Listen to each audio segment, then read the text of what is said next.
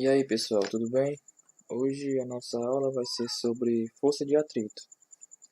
Então, o que é uma força de atrito? A força de atrito é uma força que surge quando temos um contato entre duas superfícies.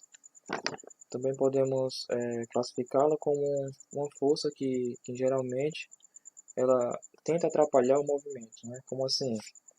Vamos supor que você está na sua casa e tenta empurrar um móvel, um bloco, alguma coisa assim do tipo. Não é tão fácil você empurrar ali um guarda-roupa, alguma coisa assim do tipo. Por que isso ocorre? Isso ocorre porque existe uma força que é gerada entre a superfície do seu móvel e a superfície do chão.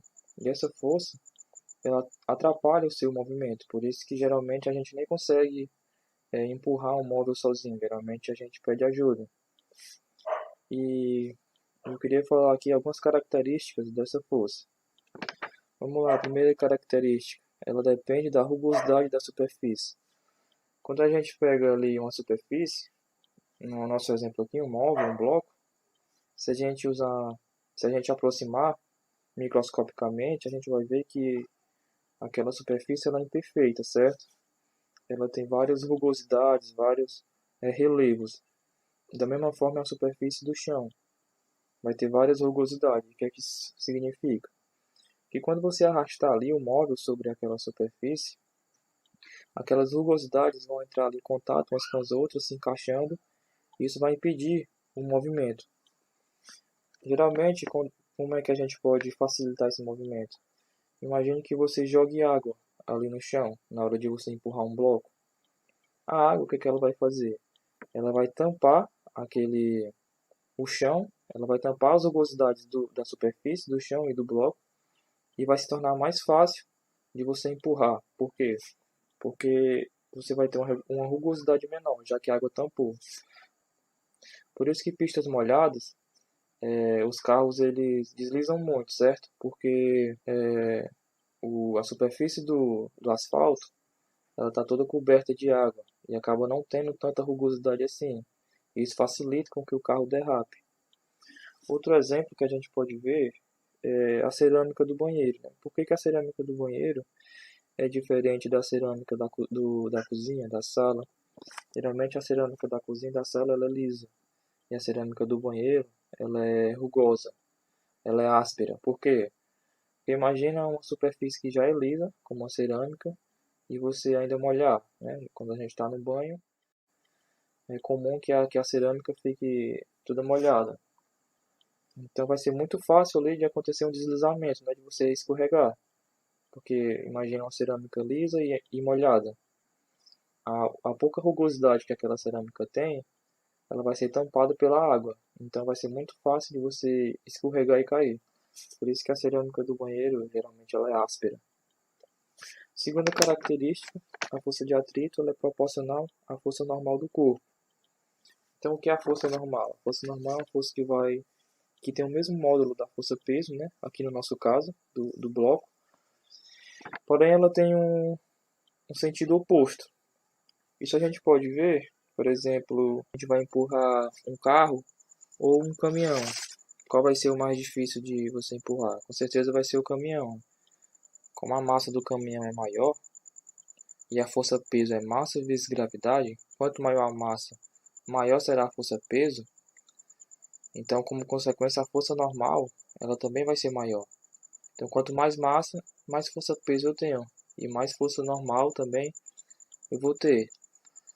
Então, a gente pode ver que a segunda característica da nossa força de atrito é que ela depende também da força normal. Quanto mais pesado for aquele seu objeto, mais difícil será de você empurrar ele. Aqui a gente chega na nossa fórmula. A força de atrito vai depender do micro, que significa o coeficiente de atrito. Cada material vai ter o seu coeficiente, né? Por exemplo, a cerâmica ela vai ter o seu coeficiente, a madeira. E a gente depende também da força normal. Esse coeficiente de atrito podemos dizer, da quantidade de rugosidade que tem naquele objeto.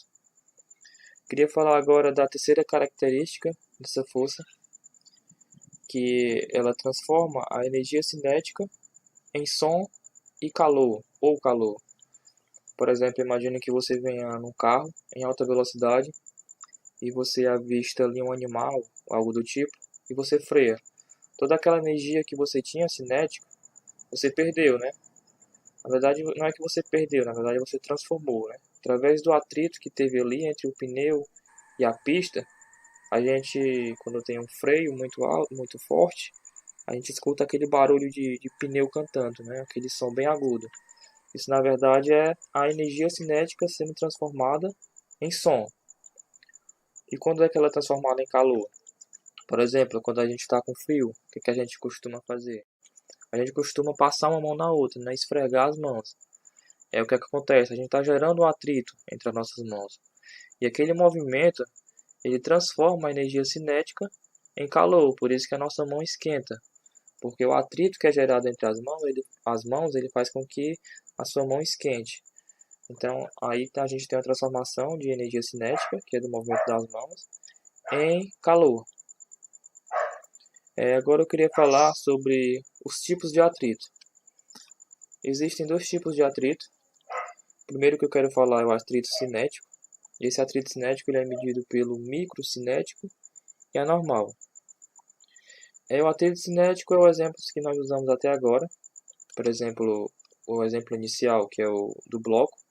Você empurra o bloco ele é arrastado pelo chão, né? Esse atrito ele é cinético por quê? Porque existe um movimento, existe um deslize. Na verdade, o bloco está sendo arrastado, ele está sendo deslizado pelo chão. E isso é o que nós chamamos de atrito cinético. E o outro exemplo é o atrito estático. O que seria o atrito estático? O atrito estático é quando não há um movimento.